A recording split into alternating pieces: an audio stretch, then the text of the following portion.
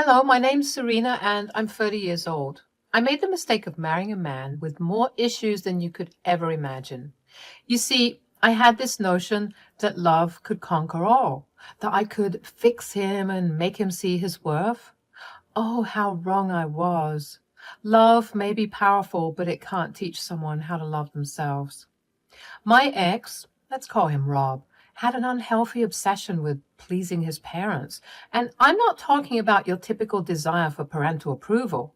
No, it was an all-consuming obsession that dictated his every move. It was as if he believed that his worth as a person was entirely dependent on his parents' validation. Now, let's talk about his lovely parents, shall we? We'll call them Mr. and Mrs. Smith for the sake of anonymity. They were the epitome of neglectful parenting.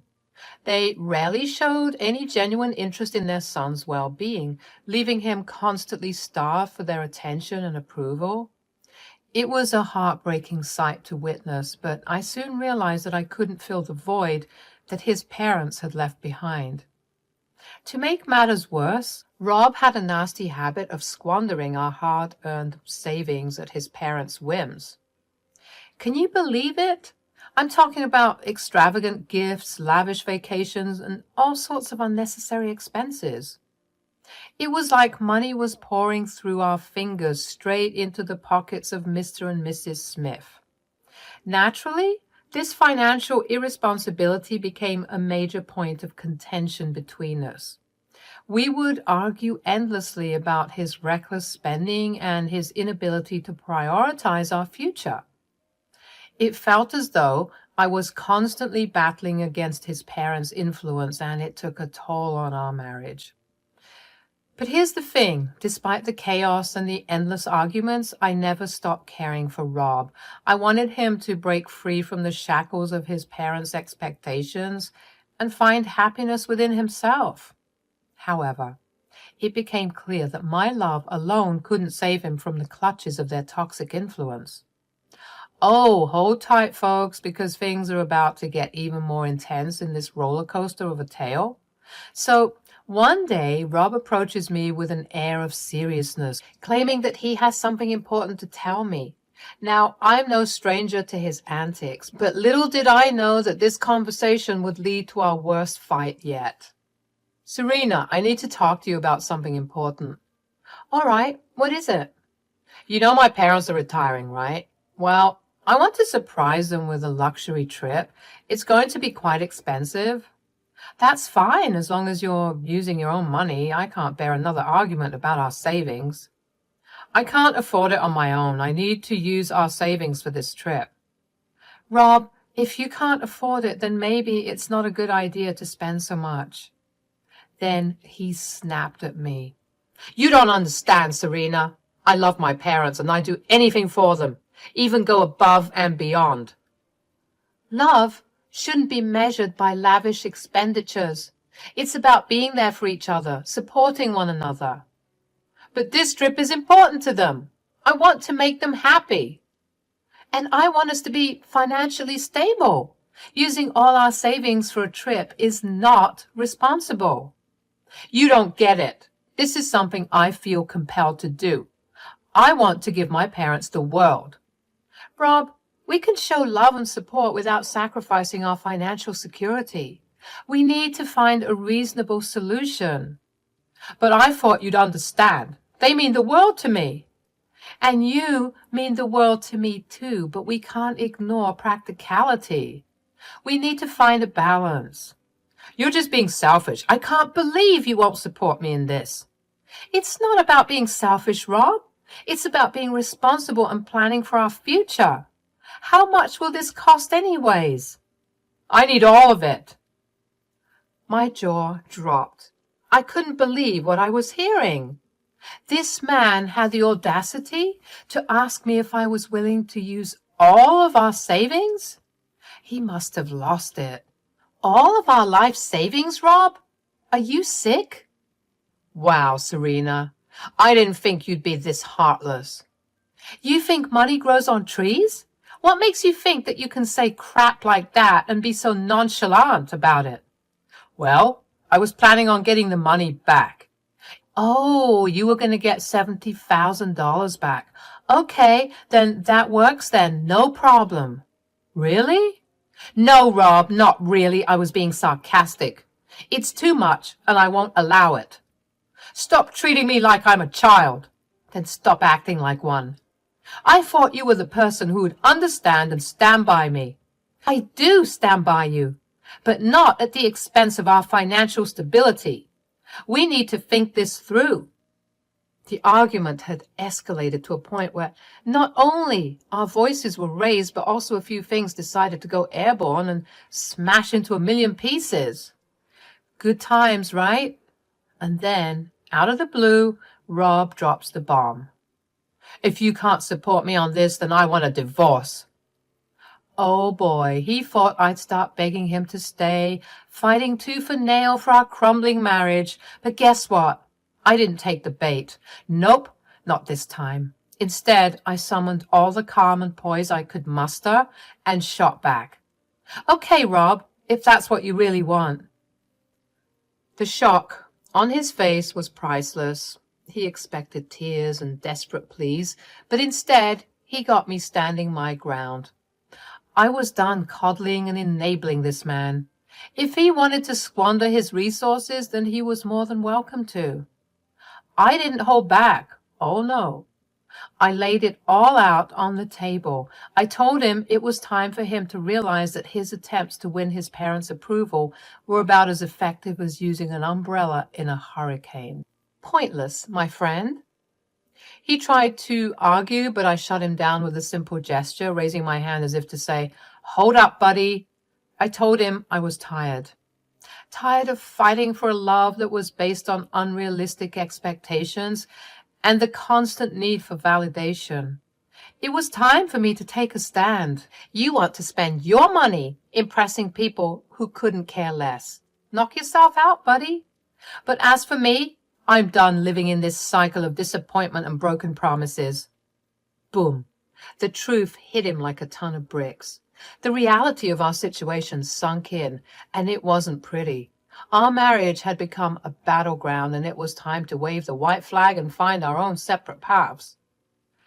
It had been a month since the papers were signed, sealed, and delivered, marking the official end of my turbulent marriage to Rob. And let me tell you, the sense of freedom and relief is absolutely intoxicating. No more sniveling, no more constant battles over money and his parents' approval. I can finally breathe without the weight of his insecurities dragging me down. Life was looking brighter by the day, my friends. Now, I won't lie. Rob did try to worm his way back into my life. He reached out, acting all concerned, asking how I was doing. But I saw right through his little charade. I wasn't about to fall for his tricks again. Fool me once, shame on you. Fool me twice, well, you know how the saying goes. I ignored his attempts at rekindling any kind of connection. I had learned my lesson. I had spent far too long trying to fix someone who didn't want to be fixed. It was time to focus on myself, my growth, and my happiness. Getting back on my feet wasn't easy. I won't sugarcoat it. Dividing our assets and adjusting to a new financial situation took some time and effort.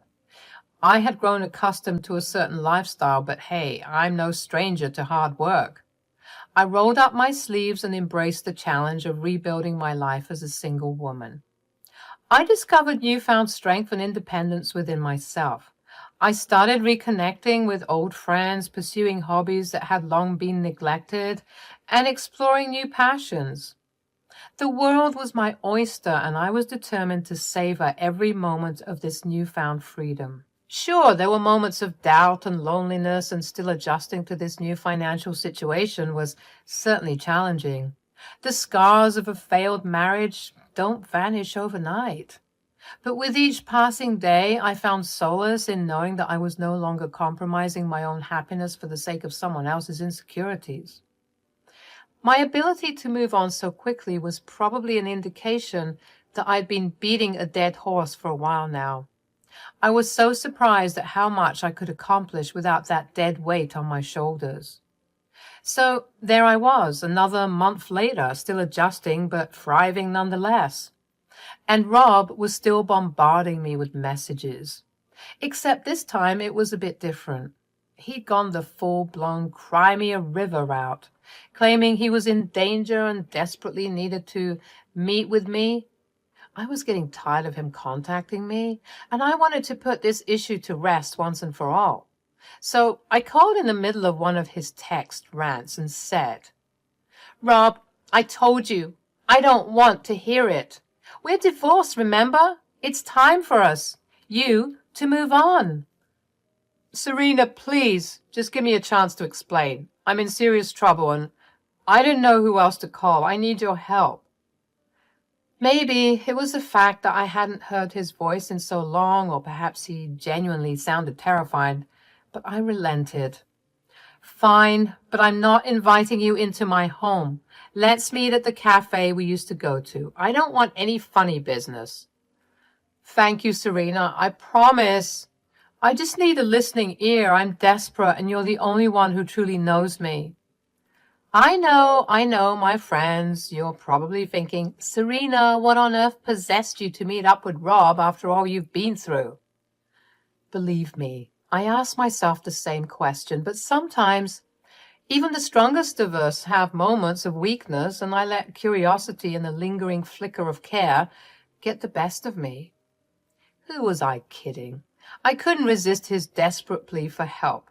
Just because we were divorced didn't mean that I didn't care about him. So there we were, sitting across from each other in that cozy little cafe. The air was filled with intoxicating scent of freshly brewed coffee, but even that couldn't mask the palpable tension in the room. It was like stepping into a war zone of emotions.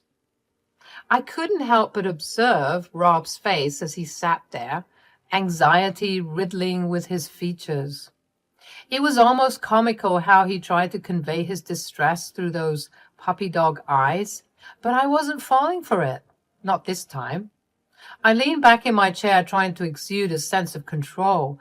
I was determined to keep this conversation on my terms. "All right, Rob, you've got my attention. What's this danger you've managed to stumble into? And let me be clear, I'm not interested in being your savior anymore. I've had my fair share of cleaning up your messes." Rob let out a heavy sigh, his face a blend of regret and desperation. It was almost pitiful to witness, but I reminded myself not to be swayed by his theatrics. "I know I've messed up in the past, Serena, but this time it's different. I've gotten myself tangled up with some really dangerous people. I owe them a substantial amount of money, and they're not exactly the forgiving type." I raised an eyebrow, not fully buying into his tale of woe. "Dangerous people? Really, Rob? Are we talking about those imaginary friends of yours again? You always had a knack for attracting trouble, didn't you?" Rob's eyes widened. A mixture of hurt and frustration flashed across his face. It was clear that he expected a different response from me, but after everything we had been through, I had grown tired of being the one who constantly tried to fix him. "No, Serena, I'm not making this up. You think I wanted this? Me coming to you with my tail between my legs asking for help? Okay, let me guess. You took the divorce hard and you needed money." "Not necessarily. Remember the trip I told you about?" "Oh, God, don't tell me you borrowed money to fund a trip." People around the cafe looked at me as I raised my voice. I sent over an apologetic stare, trying to compose myself. "Look, Serena, I got involved in something I shouldn't have. I know that now, and now I'm paying the price. I need your help to figure a way out of this mess." My frustration started to bubble up, ready to boil over. How could he come back into my life with yet another disaster of his own making? But beneath my anger, a sliver of compassion lingered, reminding me that he was still human, even if he was deeply flawed. "How much do you owe?" 50. $50,000? Rob, are you crazy? The cafe threw daggers at me, but this time I didn't bother apologizing. If they heard what I was hearing, they'd shout too. "Serena, please, I'm desperate and I've nowhere else to turn. I know I messed up, but I still care about you. You were the one who truly believed in me. I could see the sincerity in his eyes, a glimmer of the man I once fell in love with, but it was too little, too late. I had to protect myself, even if it meant turning my back on him. Oh, don't do that, Rob. Don't try and reel me in. It's too late for that now. I thought you were going to say something like $5,000. Hell, I might have even been gracious and allowed 10 grand. But 50? $50,000? You must have lost your mind. Rob began to sob, crying loudly and not caring about the other patrons. He was making a fool of himself. Rob, this is not the time or the place. Logistically, what's going to happen if you don't pay them back? They'll break my legs, Serena. Jesus, that sounds serious. This isn't funny, Serena. I'm in serious trouble. I know, Rob, I know. Why don't you explain everything from the beginning this time? Rob poured out his tale of woe, confessing how he had obtained the money to fund his parents' extravagant trip. He explained that a friend had promised to lend him the funds, but that friend had let him down, leaving him trapped in this huge-ass debt. As he revealed the details, a mix of frustration and amusement filled me. I couldn't help but let out a bitter laugh, recognizing the twisted web Rob had woven for himself. So, let me get this straight. You took money from these dangerous people to please your parents, who haven't even bothered to thank you or show any appreciation for the lavish trip you funded? Is that what you're telling me? Rob's expression grew sullen, tears streaming down his face, the weight of his actions finally sinking in. He shook his head, his voice laden with regret. It's true, Serena. My parents haven't even reached out to me since they embarked on their grand adventure. It's like I'm invisible to them. I couldn't help but feel bad for the guy. What a predicament, am I right? It was almost poetic justice, witnessing Rob come face to face with the reality of his choices. But I couldn't gloat, not with this man silently sobbing in front of me. I know you don't want to hear this right now, but you did this to yourself, Rob. I told you that it wasn't wise. And what's worse, you divorced me over it. And now here you are, not knowing what to do. You chased their approval, poured your life savings into fulfilling their desires, and they haven't even bothered to acknowledge your sacrifice. As much as it hurts, this is a hard lesson you needed to learn.